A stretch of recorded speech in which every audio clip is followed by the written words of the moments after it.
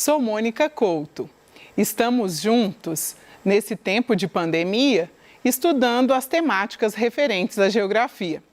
Você, estudante do terceiro ano do ensino médio, né?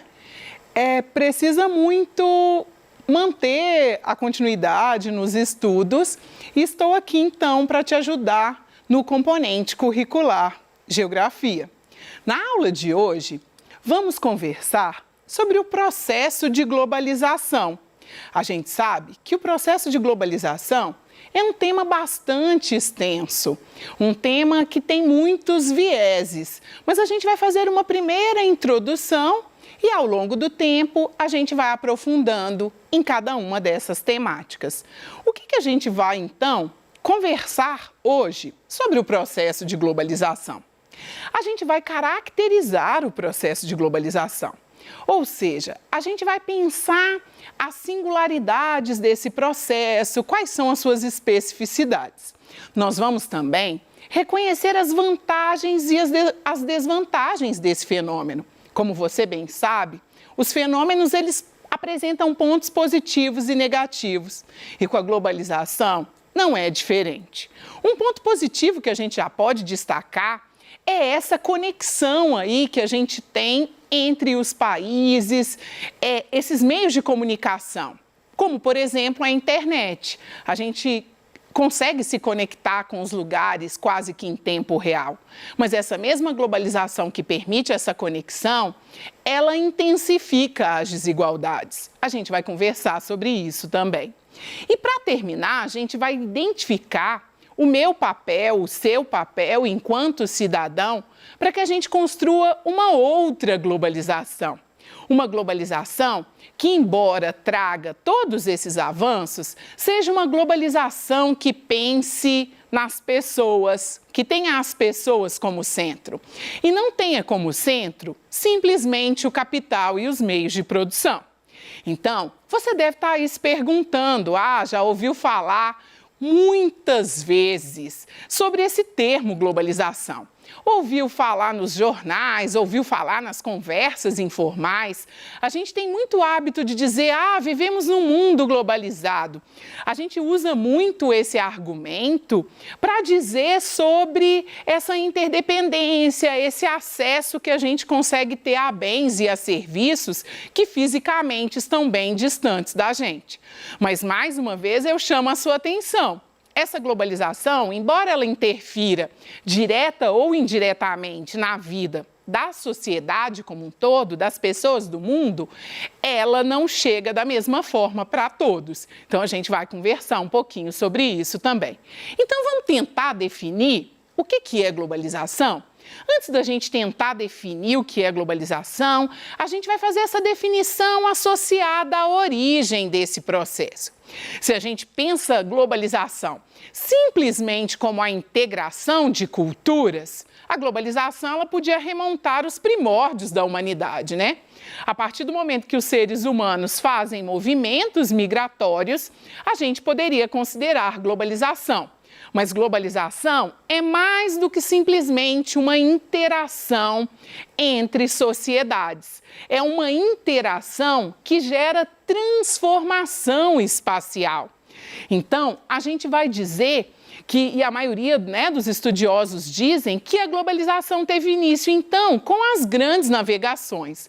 Então, é a partir do momento que as nações europeias elas se lançam ao mar e começam a buscar novos territórios e estabelecer relações com esses territórios, e elas promovem alterações, tanto nos territórios que elas descobrem, conquistam, quanto nos territórios de onde elas se originaram, é aí que a gente diz que a globalização se iniciou. E a globalização ela vai se intensificando conforme as fases do capitalismo. Então, a globalização ela vai se tornar mais evidente quando a gente tem o processo da Revolução Industrial. A Revolução Industrial, além dela trazer uma nova possibilidade aí para o uso da natureza e para as relações que a gente estabelece com o ambiente, ela busca outros territórios para não só buscar essa matéria-prima, mas também para ser mercado consumidor dessa matéria-prima. E um outro momento, que é o que a gente vivencia, que o geógrafo Milton Santos vai trazer como o ponto máximo aí do processo de globalização, que não é só bonzinho, mas também é perverso, é essa revolução técnico-científico-informacional. Ou seja, atualmente a gente tem um desenvolvimento muito grande da técnica e esse desenvolvimento da técnica ele faz com que se reduzam as distâncias. Então estamos aí no auge do que a gente chama de globalização. O conceito de globalização, ele surge com esse nome pela primeira vez em 1985, quando esse escritor Theodore Levy, ele no seu livro sobre a globalização dos mercados, ele tenta fazer uma descrição do fenômeno histórico que o mundo vivia naquele contexto, da desestabilização da URSS, da União das Repúblicas Socialistas Soviéticas. Lembrando aqui, a gente se encontrava num contexto de Guerra Fria, né? Onde o mundo era um mundo bipolar. Tínhamos duas potências econômicas disputando territórios e o mundo, né? Estados Unidos e URSS. Então, a primeira vez que o conceito surge com essa nomenclatura que a gente aplica e utiliza tanto, foi nesse contexto. E aí, o conceito de globalização, ele não para só nessa perspectiva, então, econômica, ele se amplia. Então, a globalização, ela é também cultural, ela tem a ver com os intercâmbios culturais, tecnológicos, políticos, ou seja, hoje a gente convive num mundo onde um problema ocasionado, e a gente vai conversar disso aqui nessa aula, em um outro país muito distante, em quilômetros, ele atinge muito brevemente o nosso território, de maneira direta ou de maneira indireta. A gente vai conversar sobre isso. E retomando lá a nova ordem mundial, como é que esse mundo bipolar se transforma numa nova ordem mundial? Se no contexto que a globalização surge, a gente tem a divisão do mundo entre duas potências, a concentração das forças na Guerra Fria, com o final da Guerra Fria e o enfraquecimento da União das Repúblicas Socialistas Soviéticas, a gente tem uma nova conformação. E que nova conformação é essa? A gente tem a queda do Muro de Berlim, a gente sabe que na Guerra Fria a Alemanha era o marco dessa guerra, era o território, era a nação que tinha sido dividida ao meio pelas duas potências, pelo Muro de Berlim. A gente vai ter a queda desse muro e a gente vai ter uma reorganização do espaço mundial e dos países. Aqui a gente tem a consolidação dos megablocos, os blocos econômicos que você já ouviu falar em outros anos, né? Na geografia e na história. Então, a gente tem a União Europeia, a gente tem o NAFTA, a gente tem o Mercosul, a gente tem os países se organizando de uma outra forma. Estados Unidos ainda não perde o seu poder central, falaremos sobre isso, né? O aumento das diferenças entre os países. De novo, a globalização, ela acirra as desigualdades entre países desenvolvidos e países em desenvolvimento. Lembra-se que é um fenômeno que atinge direta ou indiretamente todas as nações. Acelera-se a questão da robotização, da informatização. Estamos num mundo técnico, científico e informacional. O volume de informação, as descobertas, elas favorecem essa interação. Estamos caminhando, então, para pensar a caracterização desse fenômeno da globalização. Antes disso, vamos dizer da mundialização do capitalismo, né? Globalização, muitas das vezes é chamado de mundialização, é chamada também de... A globalização significa aldeia global, então, todos os fenômenos, todos os aspectos que se relacionam, então, a essa influência no mundo como um todo são considerados aí. Países, então, que se apresentam com mais, né, força no contexto da globalização. Estados Unidos sai vitorioso da Guerra Fria, né, mas acompanhado do Japão, da Alemanha, da França e do Reino Unido e posteriormente da China, são países que figuram aí como grandes economias. A China, por sinal, a segunda economia hoje no mundo, ficando atrás só dos Estados Unidos. E o que acontece com essas nações? O que essas nações passam a fazer? Como é que elas se estruturam? Amplia a atuação de empresas multinacionais. Uma característica da globalização são as empresas multinacionais e transnacionais. Ou seja, eu transfiro parte da minha produção para outros países. E por que eu faço isso? Eu tenho as possibilidades técnicas, né, informacionais, mas eu tenho também os fatores que são econômicos, né? Os países em desenvolvimento, eles precisam atrair para os seus territórios empresas. Então, eles isentam impostos, eles possuem matéria-prima geralmente próximas e com abundância, eles apresentam mão de obra, então há um interesse da disseminação das multinacionais e das transnacionais. Hoje em dia, quando a gente compra um produto, às vezes a pessoa fez uma viagem aos Estados Unidos e volta muito feliz, tendo a certeza que comprou um produto norte-americano. Quando ela se atenta para a etiqueta, ela comprou no mercado norte-americano um produto que foi produzido, por exemplo, na Indonésia. Então, é só para a gente pensar o quanto a globalização e essas multinacionais, elas geram essa integração entre os países. Um outro ponto é que esses países acabam virando lideranças em blocos econômicos e ser líder de bloco econômico é para facilitar a sua relação econômica com outros países, mas também para garantir uma certa, o nacionalismo mesmo, garantir a condição de que as suas empresas não irão quebrar. Então, os blocos econômicos, eles acabam tendo duas funções principais. A de estabelecer relações com o mundo, mas também garantir o mínimo de estrutura interna dessas nações membro. A gente tem o controle do comércio mundial, né? Você vai ter uma moeda volátil aí, você vai ter um dinheiro, às vezes, artificial. As bolsas de valores, elas operam durante todos os dias aí, vocês tem observado, né, nos noticiários o tanto que tem variado, oscilado em função da pandemia. O investimento em ciência e tecnologia também é garantia de riqueza, de poder no mundo globalizado. Algumas das características a gente já foi comentando, mas vamos passar mais especificamente por cada uma delas. O fortalecimento das relações internacionais, globalização pressupõe o intercâmbio e o diálogo entre as nações, a criação dos blocos econômicos, a gente já disse, tanto com esse caráter de ampliar o seu potencial econômico, mas também de resguardar a sua economia. Os avanços tecnológicos relacionados aos meios de comunicação e transporte. Se antes a gente levava dias para chegar ao Japão, atualmente com voo, com algumas escalas, e no máximo 2 dias você está do outro lado, se a gente do planeta, pensando o Brasil. O surgimento das multinacionais, que a gente já disse. Outras características importantes, informações importantes.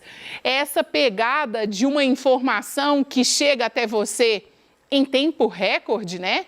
Damos notícia de tudo o que acontece no mundo em um curto espaço de tempo, graças aos avanços tecnológicos, fibra ótica. Em contrapartida, a gente tem o aumento da concorrência. Se todo mundo tem visibilidade, de repente a minha indústria, que é tímida, aqui em Minas Gerais, por exemplo, ela perde por uma grande multinacional que produz com menor preço, porque produz em larga escala. Então, a gente já começa a pensar pontos positivos e pontos negativos. A gente tem com isso a privatização de empresas estatais, né?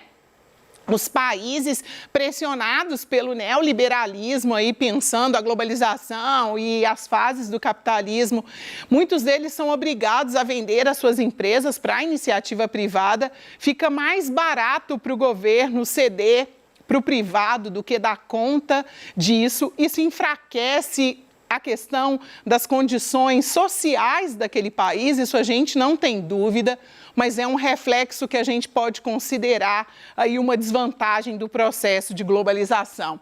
O rompimento das fronteiras, né? A gente tem, então, os territórios cada vez mais fluidos, né? Ou seja, essa integração faz com que a gente receba não só tecnologia, mas a gente recebe também traços das culturas de outros países. Às vezes uma fronteira que não é tão materializada, né? Não é a conquista de novos territórios, não é a ampliação da fronteira de um país vizinho do outro, mas é essa questão dessa entrada de características e hábitos de outros países. A gente tem um tempo de deslocamento reduzido, já comentamos isso, né? É comum a gente ver aquele mapa que o mundo vai virando um funil para tentar explicar o processo da globalização, dizendo, olha, o desenvolvimento técnico, científico e informacional fez com que a gente se aproximasse de outros países, não necessariamente fisicamente, mas por esses meios tecnológicos. E como a gente disse lá no início, se globalização tem vantagens, globalização tem pontos de atenção. E quais são esses pontos de atenção? A massificação da cultura é um ponto de atenção, ou seja, há uma negação da cultura, porque são impostos padrões às pessoas. E esses padrões, então, geram aí essa aculturação ou essa ideia de uma alienação. Então, é importante conhecermos o diferente, sim, sem dúvida, mas vamos manter as nossas raízes e as nossas culturas. Elas são importantes para a diversidade. A concentração da riqueza nos países desenvolvidos, líderes desses blocos econômicos, donos dos meios de produção e da tecnologia. Só 25% do que é produzido fica, então, para essas nações em desenvolvimento. A exploração excessiva da matéria-prima. A gente vive uma sociedade de consumo que precisa explorar com grande velocidade. Então, a gente precisa pensar o que podemos fazer para reduzir esse consumo. O uso da internet como veículo de propagação, não só de boas coisas, mas de problemas ilegais, pedofilia, né, pornografia, então é um outro ponto de atenção. As fake news que têm dificultado tanto as relações entre os países e dentro de um próprio país. E aí, aqui só para representar, estamos nesse contexto, né, uma notícia: coronavírus e a globalização. Aí no próximo slide a gente tem um mapa da rota, né? Os infectologistas construíram esse mapa para a gente pensar que uma doença que surgiu na China, ela ganha o mundo com grande velocidade. E ela traz para nós características de como é que somos dependentes da China, né? Quer dizer, na Europa, essa doença provavelmente chega nessas inter-relações econômicas e sociais. Então, é para a gente fazer um pouco dessa reflexão, que vivemos num mundo globalizado. Então, se o vírus ele sempre existiu, é preciso a gente pensar que hoje em dia é necessário pensar outras formas de governança. Não dá para pensar só o nosso Estado, é preciso pensar no global. Aqui eu trago, né, uma possibilidade. Milton Santos ele vai dizer por uma outra globalização, essa globalização que se centraliza não só no capital, mas nos seres humanos e no ambiente.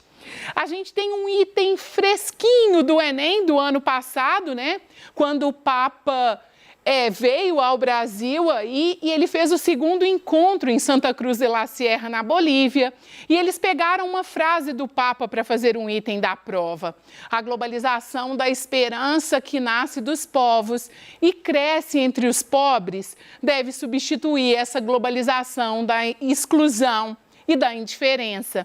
Então, vai ao encontro do que Milton Santos diz sobre uma outra globalização, mas vai ao encontro também do que a gente precisa pensar enquanto globalização. E aqui no texto há uma crítica à disparidade econômica, né? O Papa deixa claro que a gente precisa de uma globalização da esperança e não da exclusão. E a globalização da exclusão, ela passa pela disparidade econômica. Então, a gente viu na aula de hoje, né, já chegando ao fim aí da nossa aula, que a globalização é esse fenômeno de intercâmbio mesmo entre os países, não só cultural, econômico, político. A gente viu que o processo de globalização influencia direta ou indiretamente nossas vidas, né? A gente precisa ter capital para ter acesso a essa globalização, mas a gente sofre os fenômenos e que é possível pensar uma outra globalização. Uma globalização que não centre no capital, simplesmente, mas que centre nas relações entre os seres humanos e nessa relação que esse ser humano precisa estabelecer com esse ambiente, pensando a sustentabilidade. Então, considerando que você é esse estudante do terceiro ano do ensino médio que deseja ser aprovado não só no terceiro ano, mas no Enem e onde você, né, desejar, onde os seus sonhos te levarem, eu confio, né, na sua aprovação. Então, você é aprovado, né? Até breve, até a nossa próxima aula, até o nosso próximo encontro.